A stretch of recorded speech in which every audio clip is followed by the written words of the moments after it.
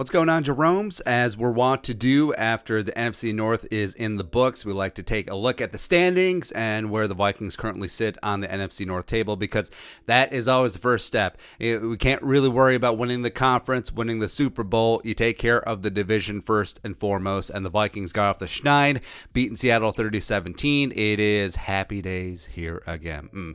Now, the rest of the NFC North, some good and some bad. So at the top, the Greasy, Grimy Green Bay Packers, allegedly 2-1, beating the San Francisco 49ers, where the Niners just gave the game away, man. 40 seconds left, and you're down. Green Bay was down a point, and then whatever. Kyle Shanahan getting his degree in clock management from Zimmer University. It's great. It's great.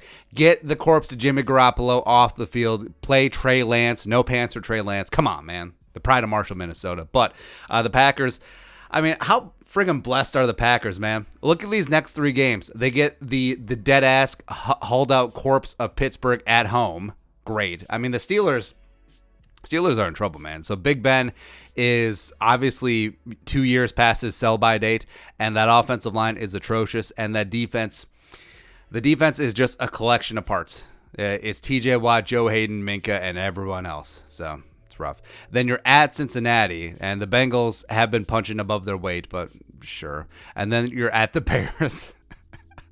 I mean, how lucky are you? Stupid. So the Bears technically have the tiebreaker over the Vikings because it goes to the third tiebreaker, which is common games. And the Bears somehow beat the Bengals at home week 2, and the Vikings obviously lost to the Bengals week 1. Again, allegedly. Asterisk. Yeah, so the Bears technically leading the Vikings right now. They're 1-2, but who would you rather be right now?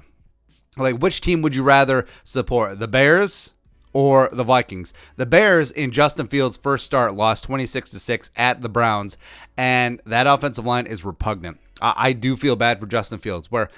So I respected Fields' talent, but throughout the entire draft process, when everyone was going gaga for Justin Fields, we have been very steadfast in that he is not dissimilar from Kirk Cousins in the specific regard that he needs great protection around him. Otherwise, he is a shrinking violet.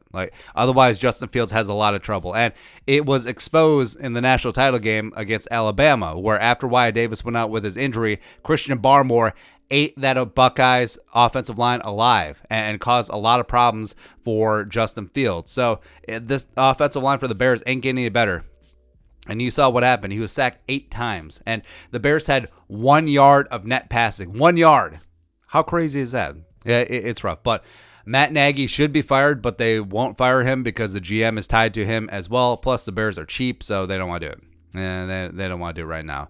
But they got the Lions at home. Then they're at the 3-0 Raiders. Raiders looking good, man. And then they got the Packers at Soldier Field. Then you got the Vikings at 1-2. Good times are here again. They're the only team that has a positive point differential this season, by the way. Yeah, no problem there. But they took care of business against Seattle at home. And then they finish up the homestand. You got Cleveland coming in. It's going to be a tough game. Going to be a tough game as Kevin Stefanski, the prodigal son, coming home. And the Vikings, that defensive interior line has to get things going against the best running game in the league. And then you got the Lions at home week 5. And then you're at Carolina, who is also 3-0. That defense is looking good. Sam Darnold looks rejuvenated and whatever. And then the Lions, oh, man. I feel really bad for Lions fans because that was a game that they deserved, man.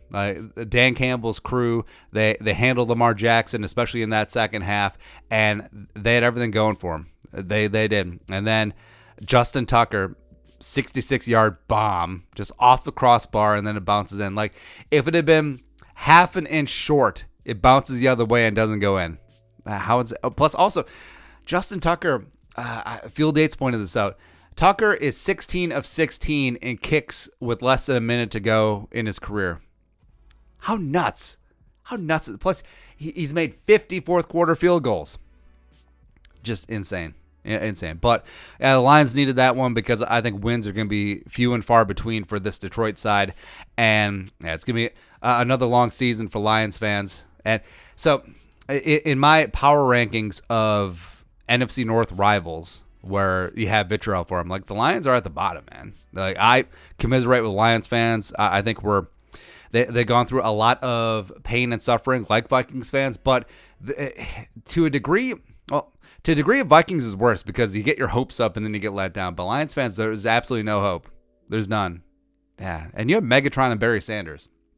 Plus, now you see Matthew Stafford supposedly thriving with the Rams, and you're stuck with Jared Goff and a stupid contract. At least you got an extra first-round pick out of it. But they're at the Bears week 4, and then they come into US Bank Stadium, and then they're at Cincinnati. So the schedule, I mean, besides the Vikings game, the schedule is relatively manageable for the Lions.